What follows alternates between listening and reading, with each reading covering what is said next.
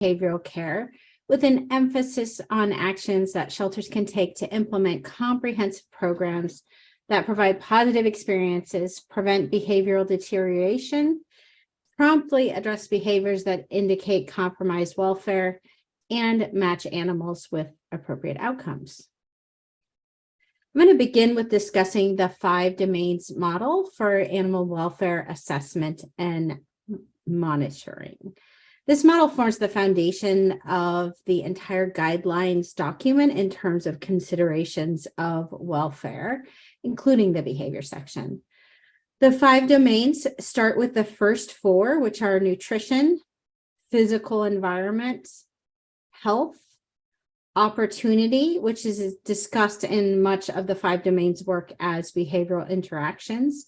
Those first 4 domains and positive and negative experiences within them all inform the 5th domain, which is our mental state. Assessment of these 5 domains allows us to assess an animal's welfare state, which can be positive or negative, with needs satisfied versus unmet. The behavioral and physical manifestations of health that we observe are what allow us to assess welfare state. One of the advantages of the 5 domains is that it focuses on reducing negative factors and experiences, while also doing what we can to add positive factors to animals' lives. These positive factors are things that really help us to improve welfare. Instead of focusing on a simply bearable life with an absence of bad things, we are also focusing on adding good things to help animals to experience an enjoyable life. In this example, you can see that being in foster care, where the animal has a home environment, positive interactions with people, good diet, comfortable bed, can help to lessen the negatives associated from having a fractured leg and having to stay in a crate while they heal and having a little bit of pain while they're healing. So those positive experiences can lessen the negatives and result in the animal having a good quality of life, even when healing from something like a fracture. So that's a little quick bit about the 5 domains. Let's jump into the behavior section and begin by talking about stress. Animal shelters can be stressful places for animals to stay despite our best efforts for all of these reasons that you see on the screen. Things like limited amounts of social contact, things like being separated from your home and everything that you know, things like disruption of routines. At the top, you can see this bolded one that says lack of control. It's bolded because the ability to have some degree of control over what happens to an animal can have a huge impact on their mental health. Unfortunately, our shelters are oftentimes places where animals have very little control over what happens in their environment, unless we very proactively try to bring choice and control into their environment. So when we're talking about stress and welfare, we know that intake can be stressful. Intake to a shelter can be stressful, even when we're doing everything as well as we possibly can. In the picture on this slide, you can see that we're not doing everything right. We see cats on the floor, cats stacked on top of each other. We know that keeping cats up higher can help to reduce the stress. We also see that these cats are next to a dog, which is certainly something that is not recommended in intake areas and in general in shelter housing. The experiences like this are why the guidelines tell us that shelters must work to minimize stress at the point of initial contact and throughout an animal's stay. So being very proactive about it to do everything that we can. Animals must be monitored daily in order to detect trends or changes in well-being and respond to their behavioral needs. Actions must be taken to respond promptly to behavioral needs that impact welfare. When welfare is impaired, a health and behavior assessment is necessary to determine the severity of impairment and to implement a plan to improve welfare. Any animal experiencing mental suffering, distress, or behavioral deterioration must be urgently assessed and treated. Alternative housing and placement options must be urgently pursued for distressed animals who aren't responding to the care that we are providing. Options include foster care, office foster, group housing, a different housing location, return to owner, or transfer to another shelter. However, for animals profoundly stressed by interactions with people, better options include return to field or placement in an appropriate environment. So animals such as feral cats. And so appropriate environments, including things like warehouse placement or return to field. The guidelines tell us that when other options are not feasible or available, distressed animals not responding to behavioral care should be humanely euthanized. So a really strong focus on welfare, providing that welfare, but acknowledging that when we are unable to provide it, allowing animals to suffer is unacceptable. And to that, the guidelines say that when an animal is suffering and treatment efforts have failed, it is not appropriate or humane to postpone euthanasia in the hope that they will improve or another option will materialize. Because confinement has negative impacts on animal behavior, reducing the duration of time, so reducing length of stay that animals spend in cages or kennels is critical. Foster care is generally the preferred method of housing for dogs and cats because it allows for regular social interaction and for animals to choose where and how they spend their time. I'm going to show a quick video. So we see a button in the shelter, a typical, very stressed shelter dog jumping very repetitively. And now we see Button in foster care. I never get tired of watching this video, having an awesome time, still jumping around, but playing with her foster friend and experiencing very good welfare. So this is a category of dogs that oftentimes can be very challenging for us to place in foster homes because bigger dogs can be a little bit more difficult to place. But oftentimes if we can get them into homes, they can do much better. So one important aspect of intake is reducing stress. Another important aspect is collecting available behavior history. This is important because it allows us to tailor animal care to the individual, meet the individual needs. It also allows us to protect the safety and welfare of people and animals. It's important that when we're collecting history on everyone, including strays. So even with strays, we can get some behavioral information in terms of how the animal interacted with the person who was bringing them in. Did they have a collar? Where was the animal found? Even little bits of information can be valuable in supporting our efforts to get to know animals and for rehoming. Let's talk a bit about environmental management. Managing the environment is a critical part of supporting positive mental health and well-being, and the guidelines tell us that we must have policies and protocols in place for managing the environment. Understanding how dog and cat senses and cognition contribute to perception of the environment is an important part of environmental management.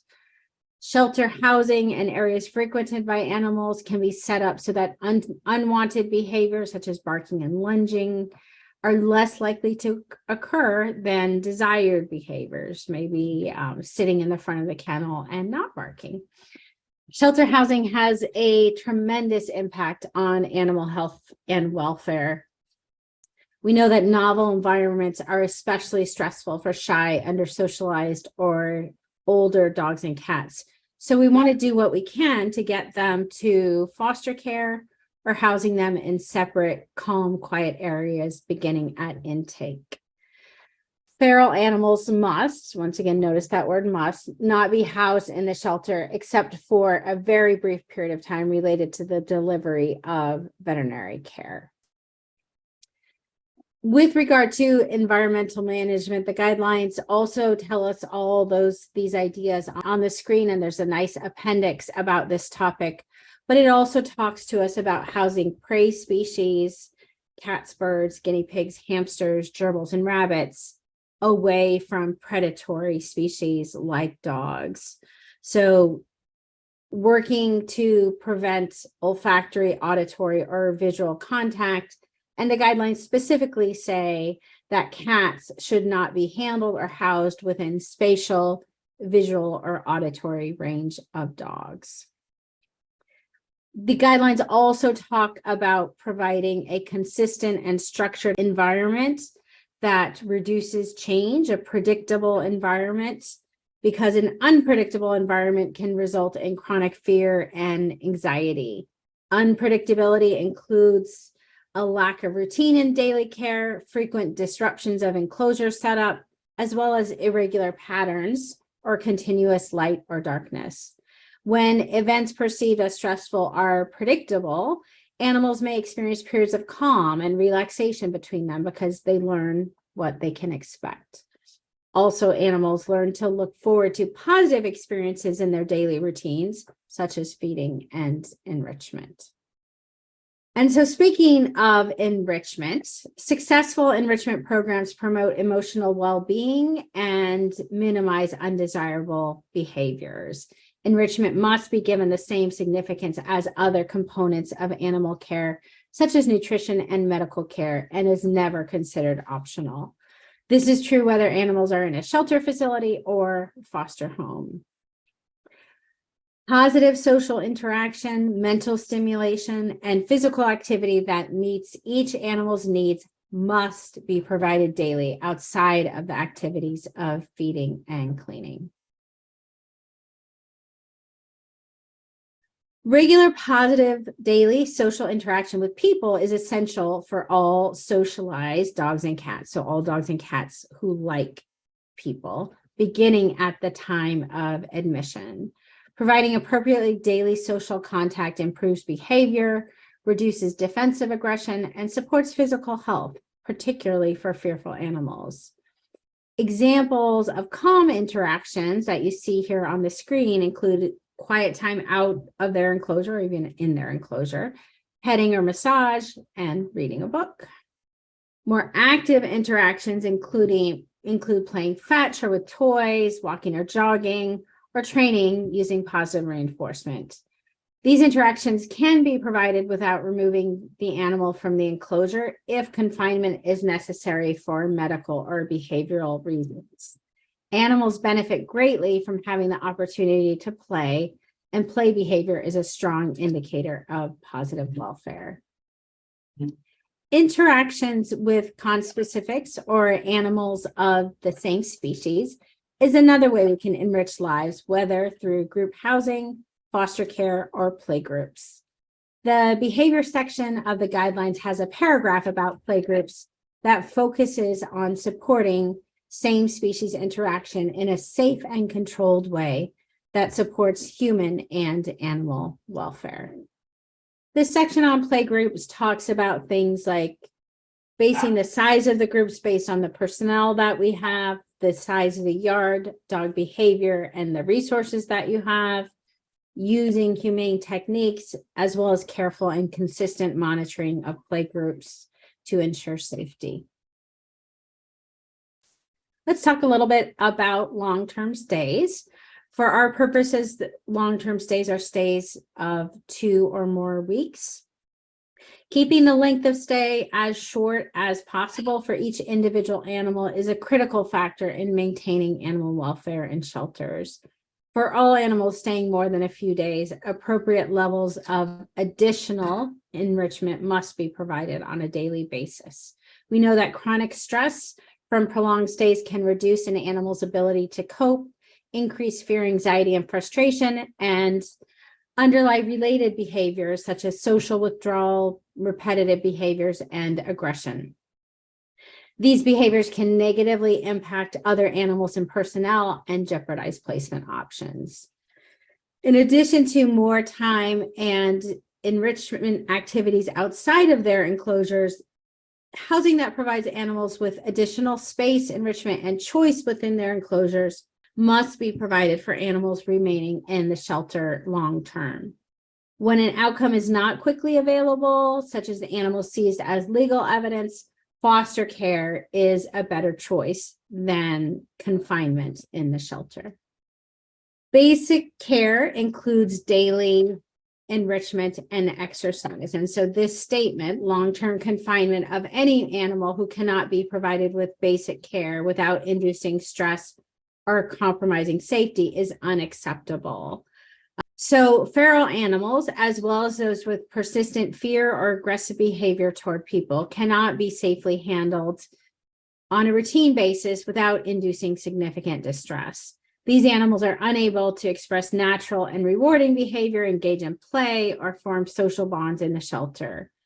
Euthanasia is the humane option when live outcome, e.g., return to field, is not possible in a timely manner. Let's talk about socialization. A cat's primary socialization period is from 2 to 7 weeks of age, and a dog's primary socialization period is from 3 to 13 weeks of age, the time where it's important to provide positive experiences. For young puppies and kittens, proper socialization with people and other animals of the same species is essential for normal behavioral development. Without daily handling and positive exposure to a variety of novel stimuli, animals may develop chronic fear and anxiety. They might display aggressive behavior or be unable to adjust normally to their environment. A broad range of positive socialization experiences must be provided to puppies and kittens and is really best accomplished in a foster or adoptive home. Now let's talk about behavior evaluation. Historically, a variety of methods have been used by shelters to assess behavior and prevent rehoming animals, especially dogs who pose a public safety risk. This has included conducting behavior evaluation tests where behavior is observed and interpreted in a structured format using a formal series of subtests that is performed one after the next. Over the past 2 decades, studies have shown that behavior evaluation tests fail to reliably predict future behavior, particularly aggression in a new home. Performing one stressful subtest after the next can negatively impact test results and the animal's emotional well-being. For example, it is unacceptable to expose cats to dogs in the shelter as a test to determine if the dog can safely live with cats, because this poses a significant risk of emotional and physical harm to cats. Formal testing can also requires considerable time and resources and can increase individual and population length of stay. So because of this, requiring all shelter animals to go through a formal behavior evaluation test is no longer recommended.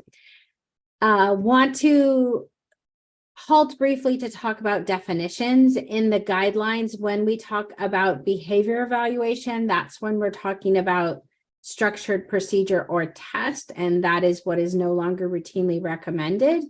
When we're talking about behavior assessment, we're talking about the process of observing and interpreting behavior to better understand their needs, and observing and interpreting over time. And we'll be talking about that next.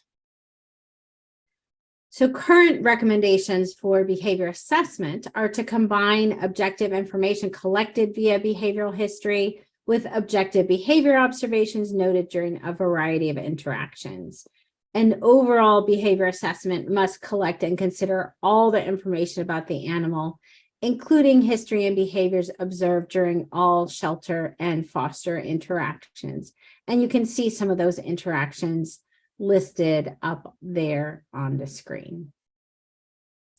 We're going to jump in and talk about behavior medication next. When we have welfare concerns related to immediate or long-term emotional health, behavior medications must be strongly considered to address these welfare concerns, especially when we're already doing everything that we can otherwise, the things we've already talked about, and we still have significant welfare impairment. Just like medical concerns, behavioral health concerns must be objectively assessed and diagnosed. And when we use medications, we need clear goals for treatments, reassessment, and outcome, which might include improving welfare, reducing stress and anxiety, or facilitating the response to a behavioral treatment plan. All medications must be dispensed in accordance with federal and state regulations. There are also many alternative and complementary products that are used to support animal behavior. It's important to note that with alternative products, in general, studies have been inconclusive or suggest minimal efficacy in the shelter environment. It's the veterinarian's duty to evaluate and consider the level of evidence for their use and to weigh potential benefits against the shelter resources required. When behavior medication is prescribed, it must be part of a comprehensive plan to help address the animal's condition, like you see different aspects on the screen. This individually tailored comprehensive plan might include environmental management, foster care, all these things, and include ongoing monitoring for response to whatever treatments we have implemented.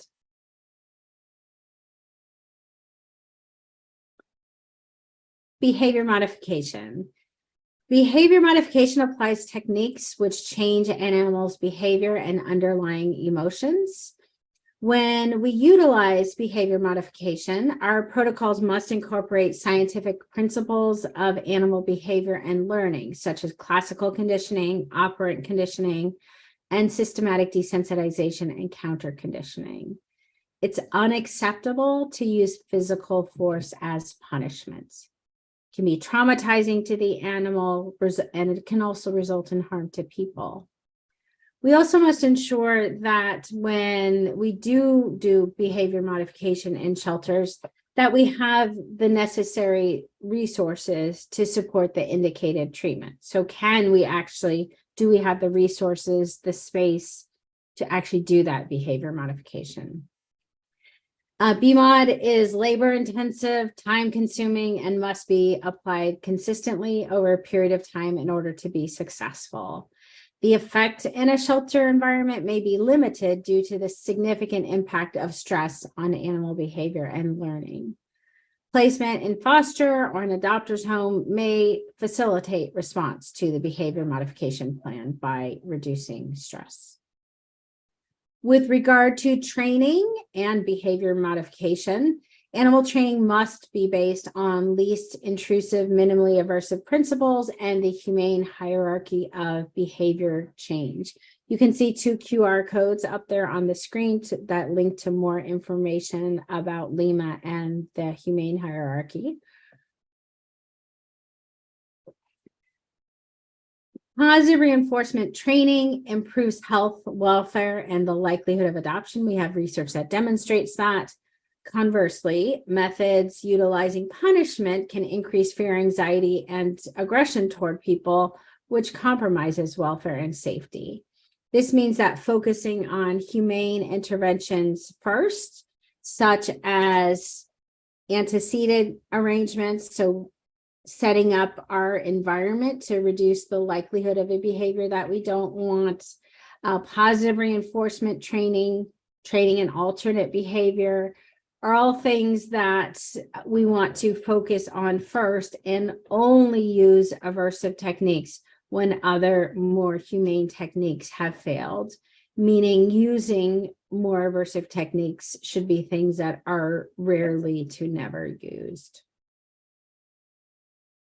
Risk assessment. So We're not recommending routine use of behavior evaluation tests anymore, but we are recommending that shelters must respond promptly to behavior that poses a significant safety risk. When a dog or cat's behavior might result in harm to people, other animals, or themselves, assessing the magnitude and likelihood of that harm is crucial. Risk assessment protocols provide a structured format using all historical and current information gathered during behavior assessment to make an educated estimate of an individual animal's risk to the community and to determine whether that risk can be appropriately managed. The result of the risk assessment process is a comprehensive plan for reducing risk, including environmental and behavior management, which is often lifelong, or euthanasia when that's the appropriate outcome, when it's not safe to place an animal. Shelters must have protocols and criteria in place that attempt to identify and manage animals at high risk of causing harm to shelter personnel, the public, or other domesticated animals. Decisions about rehoming require careful consideration of public safety, potential risk, and whether mitigation of these risks is feasible. Euthanasia is the appropriate outcome for animals at high risk of causing serious harm to people. It's important for shelters to recognize that robust management effort won't be suitable or sufficient to prevent aggressive incidents in every case or scenario, even when implemented thoroughly and consistently. To say more simply, management often fails. Monitoring post-placement outcomes can help us to improve risk assessment processes. So the more data we have, the more we can learn about whether our processes are actually reducing risk and reducing harm. Consultation with legal professionals may be helpful when creating risk assessment and placement protocols for animals with a history of aggressive behavior. When behavior or welfare concerns are present, it is important for shelters to develop an individualized plan, provide behavioral support, and make timely outcome decisions. For example, if a dog with a home history of calm behavior is becoming emotionally aroused in the shelter environment and mouthing staff and volunteers, an individualized plan would likely include getting that dog to foster care. Environment modification and management to reduce undesirable behavior, as well as training, BMOD, and behavior medications can improve welfare and aid outcome and placement decisions. The impact on the animal, other animals in the shelter, shelter personnel, and future adopters requires careful consideration. Behavior care and outcome decisions must be based on current animal behavior science and the data that we have. Approaches that increase length of stay in the shelter may result in unintended emotional deterioration or the development of new behavior problems.